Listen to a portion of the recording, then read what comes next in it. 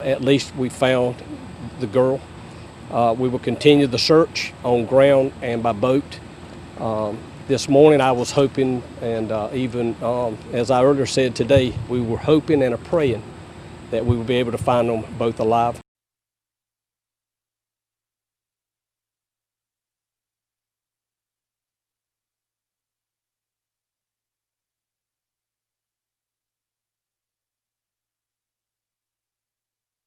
To be searching for children that are lost, we're hoping and praying and that we're going to be able to reunite this family, these kids with this family.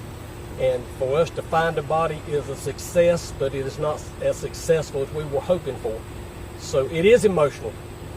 I'm emotional about it. The deputies are, everybody working this scene is, the guys on the boats having to retrieve that body from the water a while ago. I mean, they'll have a rough night. But yet we'll be back again in the morning and we will continue to search. That's what we do.